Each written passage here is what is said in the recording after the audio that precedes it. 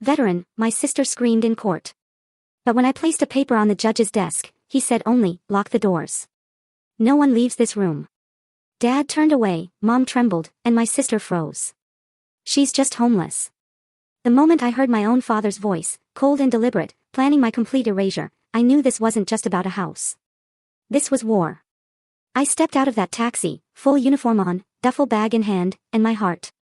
It was heavy with 25 years of silence, a silence I was finally ready to break. But before I even reached the porch, my sister Claire was already on the phone, calling the cops on me. Can you believe it? The late September air clung to my skin, cool and thick with the smell of damp leaves, as I paused at the edge of the iron gate that sealed off the house I'd once called home. A security camera buzzed above, tilting slightly, almost like it recognized me. I waited for the familiar click of the lock, for the sound of welcome. Nothing. The gate didn't budge. I pressed the intercom. A sharp buzz, then silence. I tried again. Claire. My voice cracked, rusty from the years. It's me. The front door opened and there she was. Claire. She emerged in a tailored blazer and crisp slacks, every inch the estate's gatekeeper. She stood at the top of the stairs, her phone already at her ear. I'm calling the police, she said, her eyes narrowing as if I were a complete stranger. There's someone trying to enter the property. Claims to be family. The shock knocked the air right out of my lungs. Claire, what are you doing? I managed to gasp. This isn't your home anymore, she snapped. You've been gone for decades, Naomi. Don't show up here dressed like that expecting something. I tightened my grip on the duffel bag. I just got discharged. I thought I'd see Mom, maybe Dad. She scoffed, cutting me off. You should have thought of them before disappearing for 25 years. We moved on. You're not in the will. You're not even on the deed. Those words hit harder than any combat report I'd ever filed. I grew up in this house, I said, my voice low and shaking. That tree, I pointed to the sycamore that still scraped against the attic window. I broke my arm climbing it. I bled into the carpet you probably replaced. Claire's jaw practically locked. You always made everything about you. You think a uniform earns you the right to just show up and expect a hero's welcome. The police cruiser turned onto the street, agonizingly slow, blue lights flashing but no siren. My gut twisted into knots. 2 officers stepped out. One older, the other barely out of the academy. The older one froze slightly when he saw me. Naomi Hale, he asked. Ma'am, you just got out. He knew. Pentagon-certified Lieutenant Colonel, Cyber Command. I swallowed hard.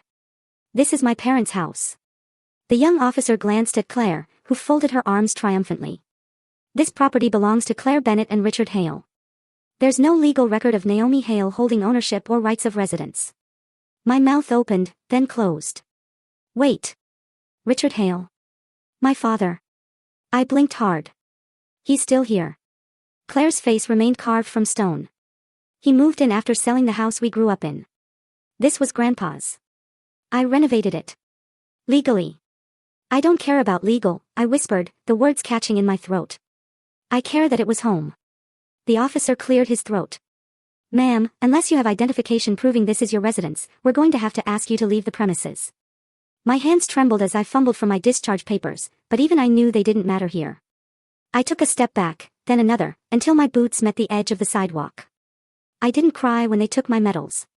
I didn't cry when I coded in a hospital tent in Bahrain. But I cried now, because a place that shaped me, loved me, refused to recognize me. My phone buzzed. I grabbed it with numb fingers. A message from Mom. No name, just, you should return to base. There's nothing here for you. I let the phone drop. Through the fog of my tears, I looked up past the window where a figure sat in the living room. My father. He didn't move, didn't wave, didn't even glance at me. Just a silhouette, unmoving, refusing to look. I slept in my car that night, staring at the dark outline of the home that should have been mine. By morning, a "for sale" sign was already posted on the lawn. I didn't sleep much at all. My eyes refused to close. Every creak of the wind, every flicker of the porch light, every memory clinging to that silhouette, it kept me locked in place, my heart pounding with a rhythm I hadn't felt since my early deployments.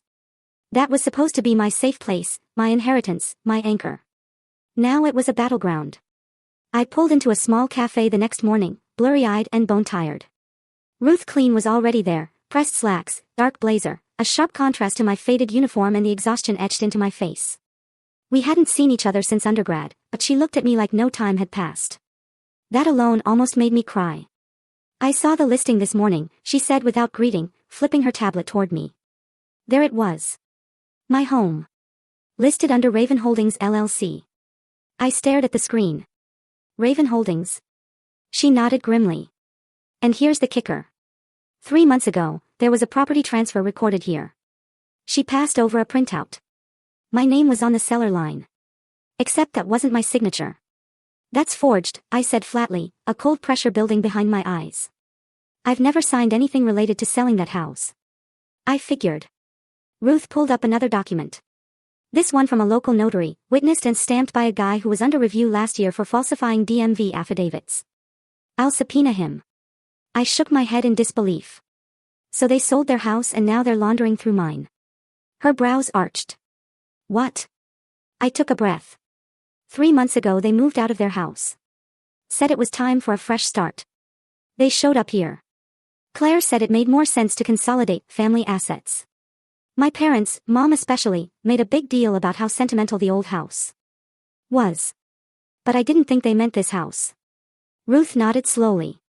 They probably used Raven Holdings as a buffer to avoid legal exposure. Whoever's behind that company, I bet your sister's husband is involved. My stomach turned. "Brian." Ruth looked grim. "He works in international logistics, doesn't he?" "Yes. And they're storing supplies in the basement." I blinked. "What?" She pointed to a note in her file. "City utilities show a spike in energy consumption at the property, like something's being refrigerated, but no permit for renovation or commercial usage has been filed." Before I could respond, my phone buzzed. An email from my mother. I didn't want to read it, but I did. "Naomi, this is not betrayal. It's practicality. You never lived here." "We did. And you're never around. Love, Mom." It hit harder than I expected. Like she was justifying theft with maternal indifference. "I need access to that house," I murmured. "Not just to take it back. I want to know what's inside." Ruth hesitated. "That could be dangerous, Naomi. If they're using the house for something illegal, I'm not walking away." She nodded once. "Then we'll start with a forensic document analyst. I'll file for an injunction to freeze the title." "And Naomi, what?" "You'll need to be careful. People who forge deeds and commit fraud aren't afraid to cross legal lines." The rest of the day passed in intense calls and quiet meetings. I returned to my car late that evening, unsure whether I was more angry or numb. I parked down the block, determined to stay close and watch. The air was still warm, sticky, like Virginia hadn't accepted fall yet. I noticed the man standing across the street just after 1:45 a.m. He didn't look at me, but he lingered near the corner lamp post. When he left, I thought nothing of it, until I saw the slip of paper wedged under my windshield wiper. It wasn't folded, just pressed flat, like a warning or a test. "If you're the real Naomi, meet me at alley 7, 11 p.m. Come alone." I stared down the block at the winding path that led behind the old bakery. I had 10 minutes. I didn't hesitate. The next night, a man handed me a folded scrap of paper. "If you're the real Naomi, meet me at alley 7, 11 p.m. He spoke in a low whisper, urgency sharp in his voice. "They said you were mentally unstable after combat, but I've seen the way your sister's husband brings men here at night." His name was Ethan, mid-40s, weathered face, former Marine turned mechanic. We stood in the shadow of an old street lamp at the edge of the alley behind the property. A chain-link fence separated us from the warehouse-turned-storage shed behind what was once my grandfather's home. "They say you're dangerous, Naomi," he muttered. "But if you ask me, dangerous is what's going on in that building." My fingers curled around the edge of my jacket where the small recording device sat in the inner pocket. I scanned the alley. No security cameras, no eyes, but too quiet. "What do you mean?" I asked. "I've seen men unloading crates from black vans. License plates vanish before they pull up. They don't stay long. Your sister's husband, he's there every week, always with gloves on. Never a word to the neighbors." I remembered the last thing Brian ever said to me, the day of my grandfather's funeral. "You should stick to places with guns, Lieutenant. This isn't your terrain anymore." That smug tone, the contempt. Maybe he was right. But I knew how to watch, how to wait. That night, I returned to the alley alone, dressed in black, camera clipped to my collar, recorder live. I crouched behind the half-burnt fence near the back lot. Midnight came with a low rumble of engines. 2 black trucks rolled in without headlights. I held my breath. 4 men stepped out, 2 I didn't recognize. One clearly armed. The other wore a cap pulled low and carried a clipboard. Then came Brian. His gait was confident, relaxed, like this was just another Tuesday night. He didn't speak much, just pointed toward the rear door of the house. The group moved with practiced ease. Boxes unloaded, hands gloved, everything efficient. Ruth was right. This wasn't just squatting. This was organized. Then something unexpected. Brian stepped inside the old warehouse. I crept closer, careful not to trigger the loose gravel underfoot. I positioned the small audio recorder near a cracked vent, its mic angled toward the loading area from inside. Voices filtered through, muffled for clarity, but then one cut through, sharper than the rest. If that officer girl finds out, sever the tie. No warning. I froze. The voice was familiar, gravelly, deliberate. My father. My throat tightened. I replayed it in my head just to be sure. That deep Virginia accent, that phrasing. I hadn't heard him speak directly to me in years. And now I heard him planning my erasure. I withdrew slowly, slipping behind the fence, my hands shaking. I clutched the recording device like it might burn through my palm. Back in my car, I played the audio again, scrubbed it carefully, listening for every syllable. The voices were vague, except his. That one line. It played over and over in my head. I didn't sleep. At sunrise, I circled the block again and returned to the alley. But when I reached the vent, my recorder was gone. Someone had been there. Someone new. Panic flooded my gut, thick and metallic. My cover was slipping. I needed to move fast before the window slammed shut. I drove to a nearby diner to regroup, my heart hammering. I wasn't even halfway through my coffee when my phone buzzed. Unknown number. The message read, "You're playing with fire. I have your military psych report. Want to see what it says about you?" A message popped up on my phone, "You're playing with fire. I have your military psych report."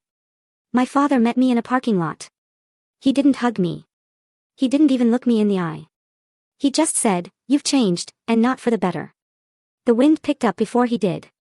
He stood next to his navy blue sedan, crisp jacket zipped all the way to the collar, hat pulled low as if shielding himself from recognition.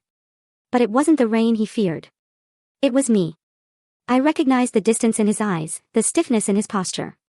He practiced this meeting, prepared for it like a business transaction. Cold, clean, efficient. I stopped 2 steps away. "Why are you doing this?" He didn't flinch. "You came back different." I swallowed.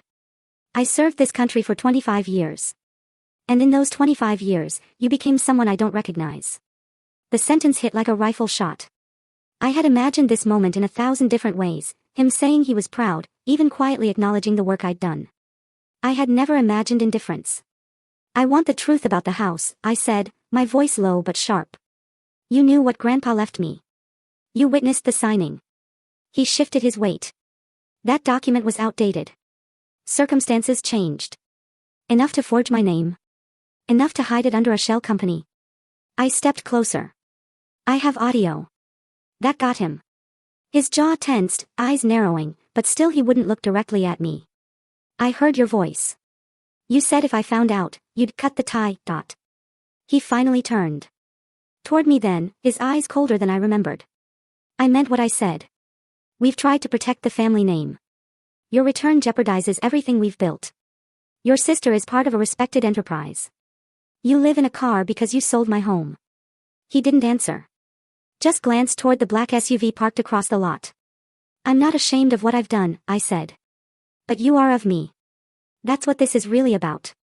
He stepped back, adjusting his cuffs like brushing off dirt. "You're not one of us anymore." The words didn't echo. They landed and stayed. He turned, walked to the SUV, and the driver stepped out to open the door. I recognized the man immediately, the same one who'd helped unload boxes at the warehouse. Bald head, silver watch, always silent. They drove off without another word. I stood alone in the rain. It started as a drizzle, then turned heavier, soaking through my sleeves, my collar, my soul. There was no reconciliation waiting in the story, just truth. And that was colder than anything I'd faced in uniform. I walked back to my car, chest tight, throat burning with every breath. A silent argument I couldn't win. I didn't cry. But I did find an envelope wedged beneath my windshield wiper. It wasn't official, just a plain manila sleeve, sealed with tape. I got in, turned on the cabin light, and opened it with shaking hands. Inside was a photocopy of my grandfather's original will. My name, the property address, all unaltered. The signature dates matched the copy I had stored in an encrypted archive from years ago. No transfer clause, no sale condition. It was airtight. A handwritten note was stapled to the top. I notarized this document that day. I know they falsified it later. Ms. Lewis. I stared at it, my heart pounding. Proof. The first crack in their narrative. I scanned it again, then snapped a picture and texted it to Ruth with a single line, "This changes everything." A handwritten note was stapled to the top. I notarized this document that day. I know they falsified it later. The deed was forged, but something else came to light. Brian's name showed up in an old FBI case, sealed until now. I sat in the corner of my temporary rental apartment, bare mattress, one chair, no curtains, lit only by the blue light of my laptop. Outside, the night wind rattled loose siding. Inside, my stomach churned as I stared at the report Isaac had just sent over. I had reached out hours earlier, forwarding the original deed and the scanned will, along with the corporate trail Ruth had begun unearthing. He'd responded almost instantly. "I remember Raven Holdings," he wrote. "We flagged them as a front company during a 2012 counter-intel probe laundering false contracting dark money, but we were told to stand down. Case was sealed." Now, the name Brian Keene was staring back at me, listed under Consultant Logistics, in the appendix of that same file. I froze. Claire had always insisted Brian saved the family from collapse. He rebuilt Dad's business. Without him, we'd have lost everything. No wonder she protected him so fiercely. But rebuild with what? Dirty money. I opened the next PDF from Ruth. Transaction records tied to the shell companies leasing the warehouse. She traced them to 3 entities, each registered in Nevada under different names, but the money flowed to one destination, Claire's private account. Over $500,000 transferred in the past 18 months. I clenched my jaw and pulled up the leasing contract. Found the name of the property manager. I didn't need to read past the first line. My father's signature, bold and slanted, was right there. Land use supervisor. He had signed off on it. So, they were all in it. All 3 of them. I ran a background index on Raven Holdings through the private intel portal Isaac still had access to. The tags were damning: classified contractor cover, suspected financial funnel, domestic asset misappropriation. Isaac pinged again. "You sure you're ready for this? If you move, they'll hit back." I replied without hesitation, "I'm not backing off. I'm not just fighting for a house. I'm fighting to expose what they've done and who they're still hurting." I called Ruth. She picked up immediately. "I have the contractor names, the bank routing, the signed lease, everything links, and the forgery matches. My signature was copied from a tax return in 2017, notarized by a woman who hasn't been licensed since 2020. I already verified." Ruth was silent a moment. Then we file. Fraud, criminal conspiracy, real estate title tampering, possibly federal racketeering if the Raven Holdings connection holds. It holds. For the first time since I'd returned, I felt grounded. Not angry, not broken. Focused. "They erased me," I said. "But now I found them on paper, in crime files, in signatures they forgot to hide." My inbox chimed. A leak. Subject, urgent. She's investigating. It was an internal email sent between 2 Raven Holdings addresses. Someone had forwarded it anonymously. She started connecting the dots. Clean house before the 16th locked down the CLA accounts. The Hale girls persistent. I read it twice. They knew. They were already trying to erase the trail again. An internal email had leaked. She started connecting the dots. Clean house before the 16th. I stood at the gate again, this time in uniform, decorated with honors. But beside me was someone more powerful than medals, my lawyer. Ruth adjusted the strap of her leather case as we waited at the counter inside Fairfax Town Hall. Sunlight poured through the high windows, but the tension between us and the property office clerk was thick as cement.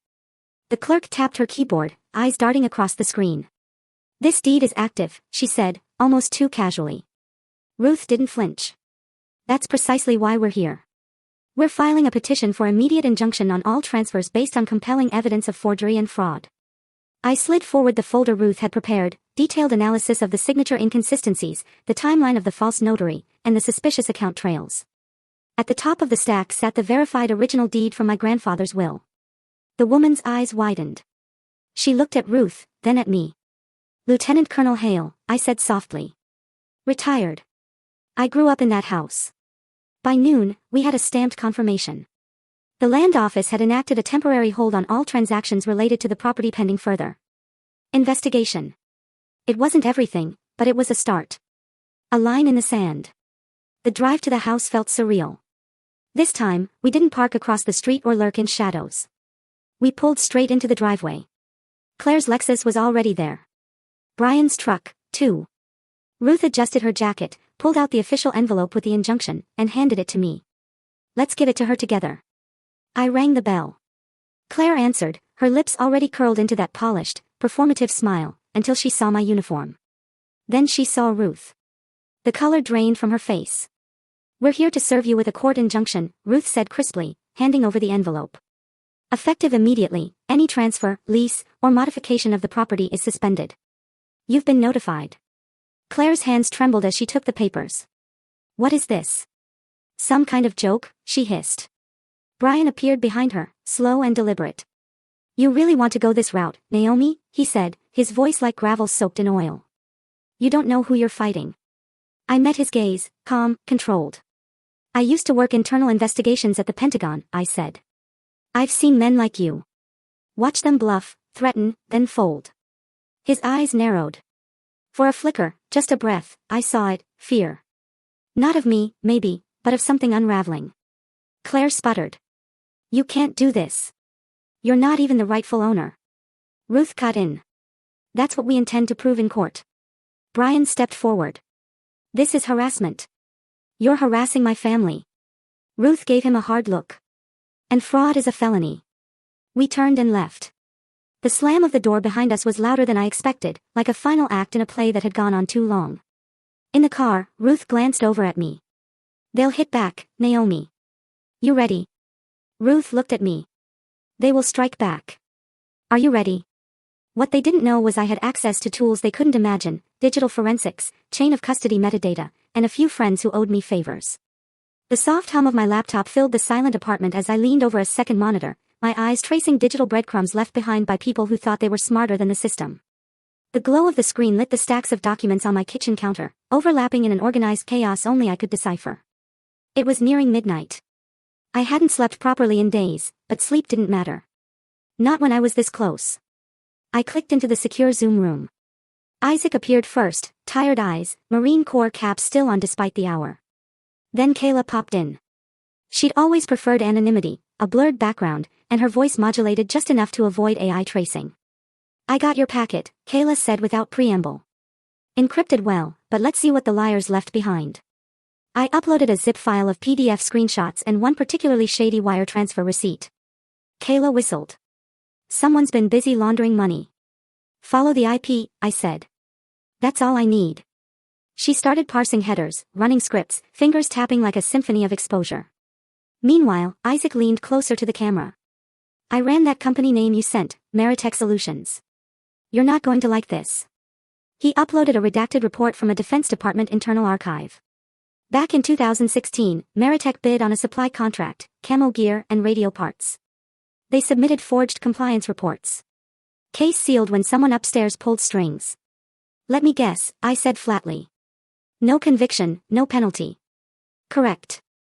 But guess whose name shows up on the board of directors?" He paused. "Brian Whitmore." I stared at the name. All this time, Claire said he was the one who kept the family stable. She never said how. Kayla interrupted. "I isolated a digital signature from that financial transfer you sent. The VPN they used isn't clean. Most amateurs assume they're safe, but there's a DNS leak. That IP traces back to a residential modem, Fairfax area, registered to Claire Hale." I felt a chill crawl up my spine. "So, they're funneling money from the house." "Exactly. And get this," Kayla added, "one of the purchase orders routed through Meritech's system matches a lot number tied to a surveillance drone batch we flagged years ago during your deployment. You were still in the Gulf then, right?" My mind flashed back. That case never resolved. Half the gear vanished after audit. Someone covered it. Now, it felt like the ghosts of my past were reaching through the timeline, converging right here, right now. I want a chain of evidence, I said. Every login, every IP, every transaction they touched. This isn't just fraud. It's military misappropriation. Isaac nodded. I'll pull DoD procurement cross-references. This could trigger federal review if it hits the right ears. Kayla's screen flickered. Her face sharpened with tension. Naomi, she said carefully. Your inbox was accessed at 8:42 p.m. from an unfamiliar device. I froze. Are you saying I've been hacked? I'm saying someone's trying to cover their tracks, and you just lit up their radar. Kayla warned me, they're scanning your location again. Someone breached your email tonight. The letter came in a plain envelope, a cease and desist. But I had already mailed my report to the office of the Inspector General. It was thin, too thin to contain the weight of the guilt they carried, but it screamed desperation. The envelope sat on my kitchen table next to a steaming mug of black coffee. Its neatly typed return address, sterile and smug, Raven Holdings Legal Affairs. I didn't even bother opening it. Instead, I turned back to the envelope I had dropped off yesterday morning, priority mail, certified, signed upon delivery. Inside were copies of bank transfers, falsified deeds, metadata chains, audio transcripts, and a sworn affidavit detailing how my identity had been used to secure access to restricted contracts. Each page was numbered, watermarked, and bound together by the one thing none of them had counted on, a soldier who knew how to build a case from the ground up. The office of the Inspector General for the Department of Defense didn't move quickly, but when it moved, it thundered. Later that evening, I received the automated reply, your report has been received and assigned a preliminary review officer. Follow-up will be communicated via a secure channel. I read the line 3 times, letting it settle into the marrow of my bones. No longer whispers and shadows. No longer secrets between family members. This was now federal. Ruth called as I finished scanning the reply. They'll want a full comparison of Claire's known income versus incoming wires. Can you get that from Kayla? I already asked her, I said. She's pulling last year's IRS statements and cross-referencing them with flagged transfers from shell companies. We'll need a subpoena eventually. Let me worry about that, Ruth replied. Just make sure nothing happens to you in the meantime. I smiled grimly. They'd have to try harder then. An envelope. But elsewhere, someone was unraveling. I didn't hear it firsthand, but I later found out from Ruth, who heard it from a courthouse clerk who had lunch with someone at the zoning office. Claire had lost it. Apparently, she found out about the federal submission within hours. Whether it was the bank's compliance alert or a panicked call from Brian, she knew I'd gone over their heads and she didn't take it well. By noon, Claire had shown up at Ruth's office, unannounced, uninvited, and unhinged. You think this is going to help her, she'd hissed. She's going to drag us all down, including her own father. Ruth remained calm, professional. She handed her a copy of the cease and desist letter I had received and said quietly, you might want to advise your counsel that intimidation of a federal whistleblower is a felony. Claire stormed out, but not before throwing one final threat over her shoulder, this isn't over. No, I thought, sitting in my apartment, watching the rain beat against the window. It wasn't over. It was just beginning. That night, Ruth came over with 2 folders, bank summaries from Claire and Brian. The figures were staggering. Claire's declared salary as a nonprofit coordinator didn't come close to matching the deposits. And Brian? There were 3 transfers from a shell account linked to Meritech Solutions, all deposited the same week the forged deed was processed. I stared at the numbers, shaking my head. They moved fast, I said. They had a timeline. This wasn't desperation. It was coordinated. They underestimated you, Ruth said. I looked at her, calm but resolute. They always have. The phone buzzed. A voicemail from an unknown number. I played it on speaker. It was Claire. Her voice shaky, uneven. Naomi, please. Let's meet. Just talk. This doesn't have to go further. We're still family. I ended the message before it finished. I'm not here to talk, I told Ruth. I'm here to shut them down. Claire then whispered to our mother, if Naomi blows this open, he'll be the first to go. Claire deleted me from the family tree. I added her name to a federal inquiry. The elevator hummed as it climbed toward the 7th floor of the U.S. Attorney's office in Arlington. I stood beside Ruth, my reflection barely recognizable in the brushed metal doors. Not because of my clothes, I was still in a muted blazer and slacks, but because of what I was carrying inside. For once, it wasn't a uniform or a badge. It was knowledge. Leverage. Evidence. We were led to a glass-walled conference room by a stone-faced paralegal. Inside, the federal prosecutor was already waiting, Matthew Cruz, assistant U.S. attorney for Northern Virginia. His handshake was firm, but not performative. His eyes didn't flinch when Ruth set down the bulging folder of documents. "Ms. Hale," he began, "thank you for coming. We've reviewed the material submitted to the Office of the Inspector General. We believe a formal criminal inquiry is warranted." Hearing it aloud gave the whole thing new weight. The forged deeds, the bank transfers, the surveillance footage, and most damning of all, the fraudulent contracts tied to Raven Holdings and Meritech, both traced back to Claire and Brian. I spoke carefully, controlling my breathing like I had in hundreds of interrogations before. "They used my discharge credentials to gain access to federal bidding processes. They used my grandfather's house as a discreet waypoint. They never imagined someone would come back to check." Ruth added, "We also have preliminary confirmation that Mr. Hale, Naomi's father, served as a proxy on property transfers to mask a conflict of interest that may qualify as conspiracy to defraud." Cruz opened a leather binder. "Based on what we've received, we're issuing federal subpoenas for Brian Whitmore, Claire Hale, and William Hale. They will be compelled to testify in a closed preliminary hearing 2 weeks from today." I leaned forward. "I want to be anonymous until then. No public disclosures, no leaks to media or local authorities. They've already tried to intimidate me." "We'll flag your testimony under protective status," Cruz said, "but be advised, once formal charges are filed, anonymity isn't guaranteed." "That's fine," I said. By then, I want to be the one speaking out loud. Outside the window, I could see the Potomac, placid and gray. The calm before the current shifted. That afternoon, I waited with Ruth in the lobby of Claire's nonprofit foundation. The subpoena was to be delivered in person. She didn't know we were watching from across the atrium. Claire walked in, brisk heels and a too bright smile for the receptionist. It took less than a minute. A U.S. Marshal stepped forward, handed her the envelope, and spoke the words we'd waited weeks to hear: "You are being summoned under federal subpoena for alleged participation in conspiracy and fraud." The receptionist gasped. Phones froze in mid-scroll. Claire's smile shattered. Her hand trembled as she took the envelope. She turned, eyes scanning the lobby. And for a moment, I thought she saw me, but she didn't. I was behind mirrored glass, watching the empire she built on silence begin to crumble. Later that night, Ruth and I stepped out of the federal building after finalizing the paperwork. The air smelled like the first hint of spring, wet concrete, pollen, tension. "I've rarely seen a case turn this fast," Ruth murmured. "They know they're exposed." "Good," I said. "They should be afraid." As we reached the parking garage, I slowed. A black sedan sat idling across the street. Windows tinted.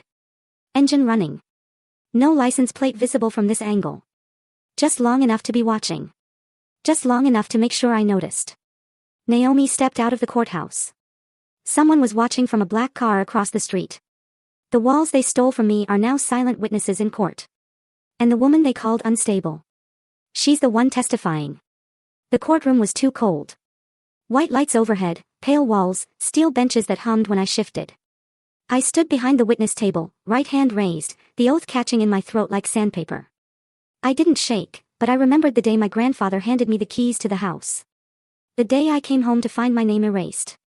The night I heard my father's voice, masked in shadows, plotting behind my back. Now I stood here, not as the daughter who had been disowned, but as a decorated officer, a cybersecurity analyst with clearance history, and most importantly, a plaintiff backed by federal prosecution. The prosecutor began. "Ms. Hale, please describe what was done to your property." I met his eyes, then shifted toward the bench. "They forged my signature on a deed transferring ancestral property. They altered bank records, funneled money through offshore accounts disguised as nonprofit funds, and they used my military discharge credentials to apply for federal contracts they had no legal access to." He nodded. "Did you consent to any of this, Ms. Hale?" "No, the evidence came in waves. A photograph of the deed with a falsified signature. A screen capture of the IP logs Kayla had tracked to Claire's home network. Audio files with my father's voice, subdued but distinct, arranging late-night deliveries to the warehouse behind my house.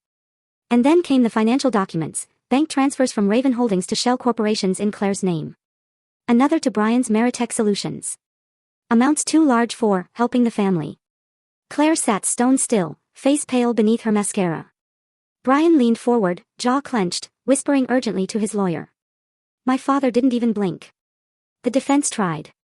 Brian's attorney objected to the admissibility of surveillance footage not obtained through legal means. Ruth stepped in with a declaration signed by our digital expert, data chain of custody intact, no tampering, timestamped. Claire's lawyer tried to spin the narrative. My client acted under the impression that Naomi had relinquished claim to the house. This was a familial misunderstanding. I leaned into the microphone. A misunderstanding doesn't involve stolen credentials, falsified signatures, and use of federal infrastructure for illegal bidding. The final nail came when the prosecutor held up a physical copy of the procurement contract, complete with my old clearance codes and Brian's name on the submission. He looked like he might bolt. Then the prosecutor turned to my father. Mr. Hale, can you explain the source of the $320,000 you transferred to Meritech Solutions? Silence. He looked toward the floor, then toward Claire, then finally toward me. But I wasn't his daughter now. I was a federal witness with everything to lose and nothing left to protect. The prosecutor's voice was calm. In your opinion, Ms. Hale, does this constitute a deliberate conspiracy? Yes, I said. It wasn't just about a house. It was about power, control, and silencing someone they thought wouldn't come back. He nodded once, then turned to the judge. In closing, Your Honor, the defendants did not simply defraud a veteran. They undermined the integrity of public trust, used federal systems for personal gain, and orchestrated a coordinated attempt to erase accountability. These are not family disputes. These are federal crimes. The courtroom exhaled. Somewhere behind me, pens scribbled on notepads. Reporters, finally allowed to witness the case. I could hear the clatter of keys, smell the ink from the printed exhibits. I felt every eye turn toward me as the judge recessed the hearing. I stood slowly, stepped down from the platform, and gathered my things. My palms were sweating. I told myself it was adrenaline, not grief. Outside, I moved through the crowd of photographers and questions, ignoring the flashes. Ruth stayed close. She didn't speak. Neither did I. Not until I reached the edge of the sidewalk and saw her. My mother, standing under a tree, hands clasped together like in prayer. Her mouth trembled, but no words came. Her eyes were red. She hadn't said a thing in years. Not one letter, not one call. But now she was here, and I, who had faced war zones and courts alike, found my hand trembling. Naomi stepped outside, her hand trembling when she saw her mother standing silently, eyes red. For the first time in years, every seat in the courtroom was filled. Not to watch me fail, but to hear the truth. The federal courthouse in Alexandria had never looked so full. Rows upon rows of observers sat in tense silence. Some in suits, some in uniform, and others with faces lined by years that mirrored mine. C-SPAN cameras were discreetly tucked in corners. I could feel every lens on me as I stepped to the front. I wore my uniform not just because I had earned it, but because it was the only armor I had left. My ribbons were real. My service was real. And today, I'd let that truth speak louder than any forged deed or whispered lie. Ms. Hale, the prosecutor began. You may proceed with your full testimony for the court. I took a breath that felt like peeling off rusted chains. My name is Naomi Hale. I served over 20 years in the Department of Defense's Cybersecurity Task Force. I held top-level clearance. I came home with honor, expecting only silence. Instead, I was erased. A murmur swept through the benches. My name was removed from my family's will, from their home, from their story. They forged signatures, laundered money, used my identity to access military contracts. They did it under my father's approval. They did it while calling me unstable, dangerous, irrelevant. Gasps now. The prosecutor played the audio file. Claire's voice crackled through the speakers. She's just an unemployed soldier, clinging to medals that don't matter anymore. No one moved. One veteran near the back, a man in a faded navy jacket, shook his head slowly. Another, seated beside him, reached for her cane, jaw clenched. I turned to the judge, but I was speaking to everyone. We don't wear these uniforms for medals. We wear them because we believe in something larger than ourselves. I did not serve to return home and be treated like a threat, or a burden, or a lie. Someone clapped, just once. But then others joined. Not everyone, not the ones in tailored blazers who probably golfed with people like Brian, but enough. Enough to know I wasn't alone anymore. The judge lifted his hand. Silence resumed. The prosecutor nodded. No further questions. Claire sat frozen. Brian's hand twitched over his tie. My father, stone-faced as always, stared past me. The judge leaned forward. Given the volume and substance of evidence submitted, this court will proceed to a full criminal trial. 6 weeks from today. All motions to dismiss are denied. All current restraining orders and property freezes remain in effect. I exhaled, just slightly. It wasn't over, but we were past denial, past doubt. This was real now. Court recessed. I gathered my notes, stepped down from the stand, and caught the eye of that Navy vet on the back bench. He gave me a nod. Just that, but it said everything. I turned toward the hallway. Claire was already reaching into her handbag, fingers moving rapidly across her phone. She didn't look at me, but I saw it. She opened her photo app, scrolled through pictures of family dinners, holidays, and smiling portraits from years past. She tapped one folder, then another. Claire quietly pulled out her phone and deleted every photo of Naomi from the family's social media account. They tried to destroy every trace of me, but I had archived everything, even their crimes. I sat cross-legged on the floor of my apartment, the soft hum of my encrypted laptop filling the silence. The external drive rested beside me like a time bomb, one they'd forgotten I even owned. My fingers trembled slightly as I plugged it in. Not from fear, but from righteous restraint. File directory loaded. The first folder was dated 7 years ago, labeled Legacy. Inside were scans of contracts, correspondence, grainy surveillance stills from years past. They'd once been my insurance policy. Now they were a loaded gun. Claire must have assumed she had deleted everything. She always had a knack for arrogance, but she hadn't counted on me backing up every drive I ever used. She hadn't counted on military-grade recovery software. And she sure as hell hadn't counted on me coming back with a legal team. I pinged Kayla with a file batch, encrypted, timestamped. Within seconds, she responded, got it. Matching metadata confirms creation from Claire's home IP. This is gold. Next, I called Ruth. I'm coming in, I said. And I'm not alone. I'm bringing ghosts. She didn't ask questions. Ruth never did when my voice sounded like that. At the firm's downtown office, Ruth waited in the boardroom, sleeves rolled and eyes sharp. I slid the drive across the table like a chess piece. Contracts processed through shell vendors, I said, opening the file. All routed through Meritech and Raven Holdings. Look, this one's a falsified procurement agreement for drone parts. Same model we used to inspect in Kuwait. Ruth's brows furrowed. You're telling me they reused defense documents to mask fake orders? Not just reused. Modified. Then ran payment cycles through dummy vendors using addresses that match my father's commercial listings from the 90s. They resurrected his old businesses on paper. Claire managed the routing. Brian did the laundering. My name was used to legitimize it. She opened her laptop and uploaded the files into our official court submission. I'll add these to the affidavit. The court will want a certified backup. No problem, I said, pulling out a second drive. I have 3. A notification pinged. Kayla again. For your information, Brian tried to scrub his metadata trail 2 days ago, but he didn't know we had the backup from your last OS scan. He's cooked. I forwarded the message to Ruth, who let out a dry chuckle. Claire and Brian thought deleting files would save them. They underestimated a woman trained to extract secrets from nation-states. I watched her file the documents into the federal repository one by one. Every forged receipt, every IP record, every manipulated digital signature was now admissible. But the moment that made me freeze wasn't technical. It was personal.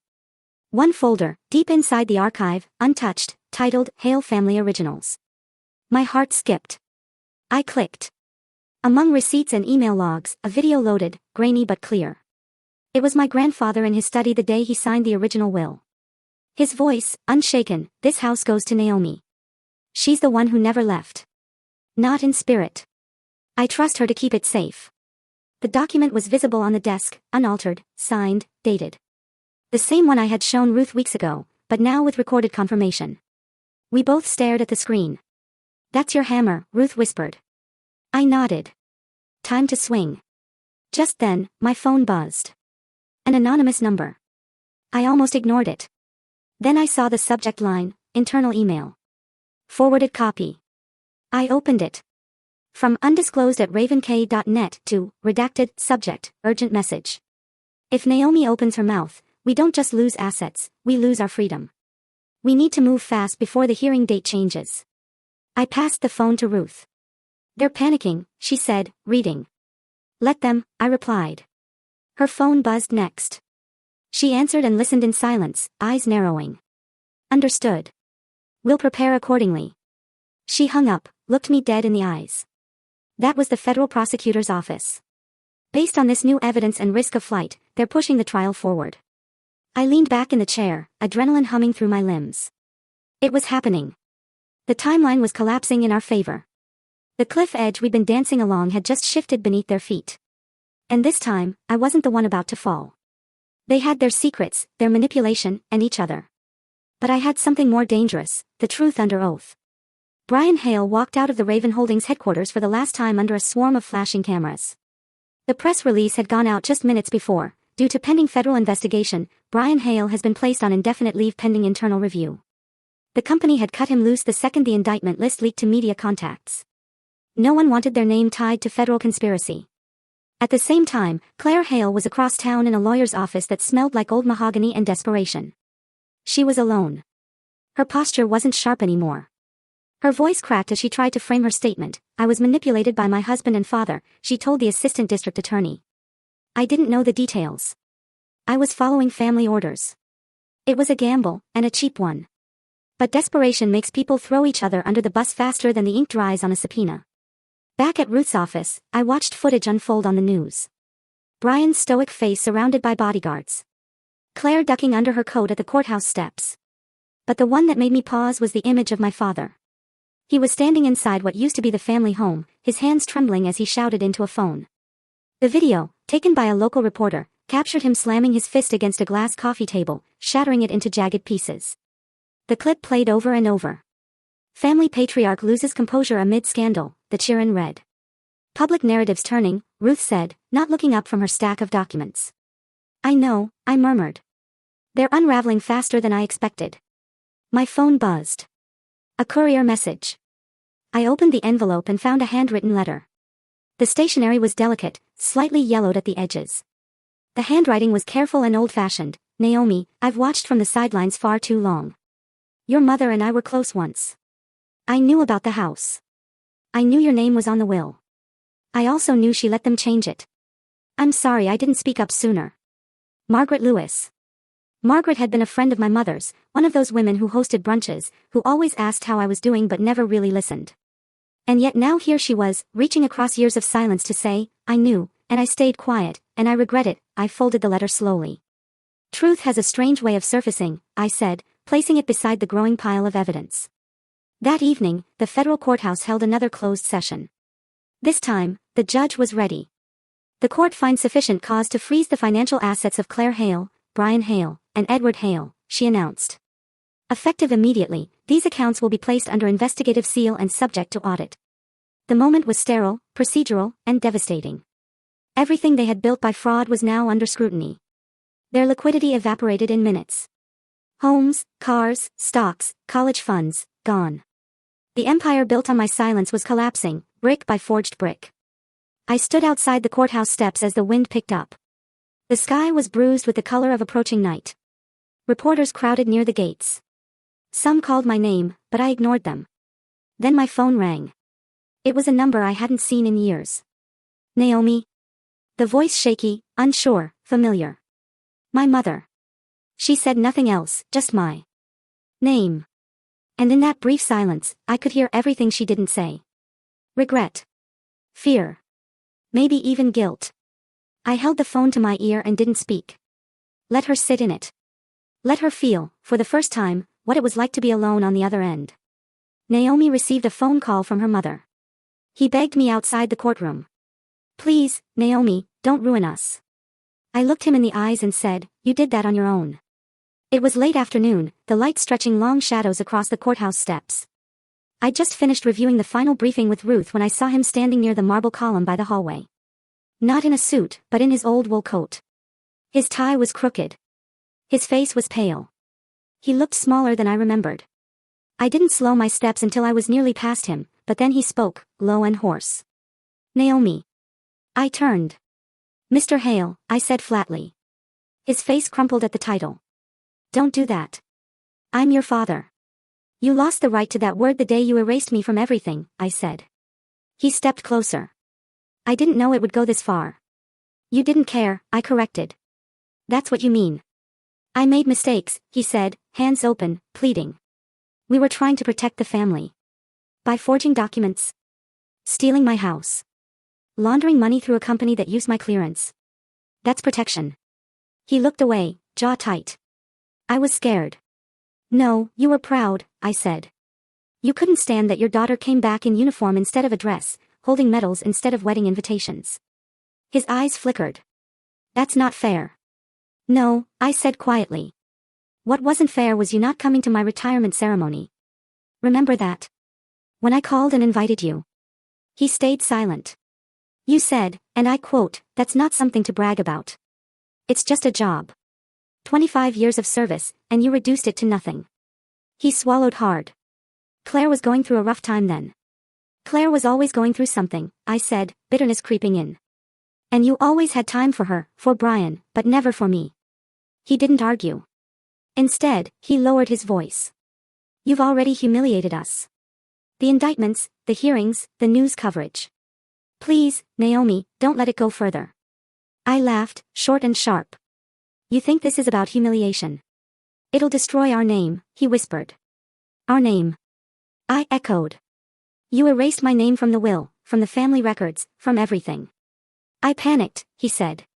I let Claire talk me into things. You signed. You knew. He didn't answer. After a moment, he reached out his hand, trembling as it hovered near mine. I know I failed, but I'm still your father. I stared at that hand. For a second, I saw the man who once held mine on the walk to school, who once helped fix my bike chain. But then I remembered the empty seat at my officer commissioning. The silence after my deployments. The house I came home to, only to be thrown out like a stranger. I didn't take his hand. Behind him, I saw her, my mother, standing near the edge of the colonnade. She hadn't approached, but she watched. Her arms were folded tight across her chest, her eyes rimmed red. I don't hate you, I told him. But I can't forgive you on behalf of justice. He flinched. And justice, I said, is coming, whether you ask for mercy or not.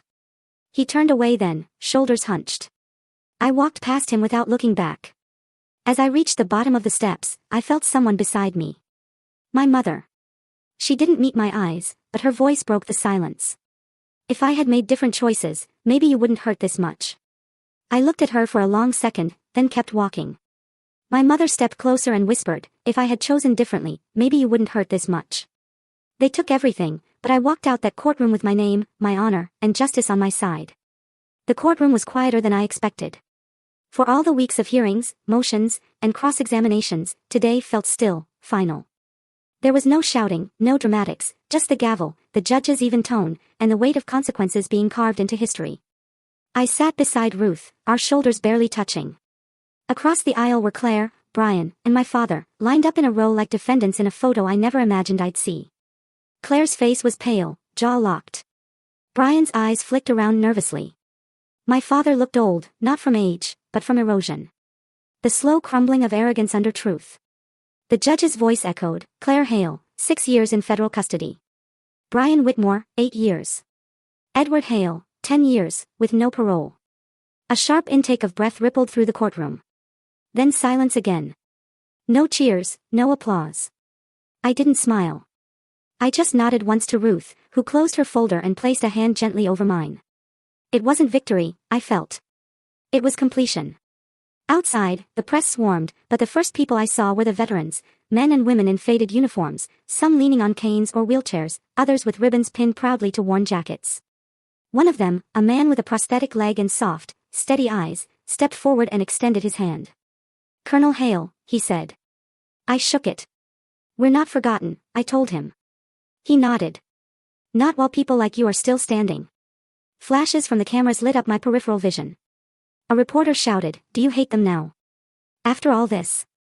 I looked toward the sky for a moment. The sun had broken through the morning fog. Warmth touched my face. I don't carry hate, I said. I carry clarity. I walked down the steps slowly, Ruth beside me. Isaac was waiting by the car, and Kayla sent a thumbs up from across the lot. They were more than allies. They were the family I chose. I didn't return to the house.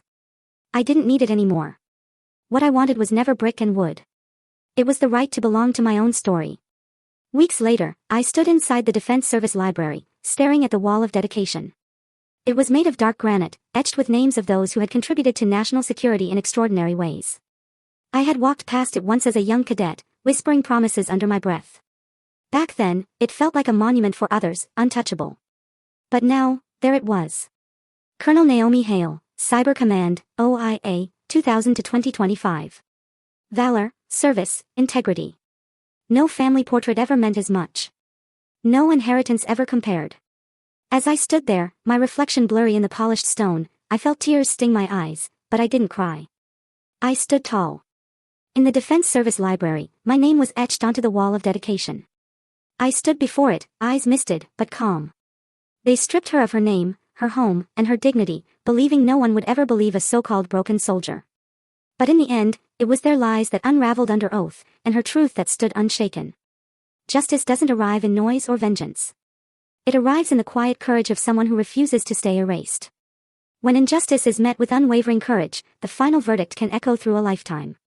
Some battles are fought in silence, in courtrooms, and in the hearts of those who have been betrayed. And sometimes, the quietest warrior is the one who wins the loudest.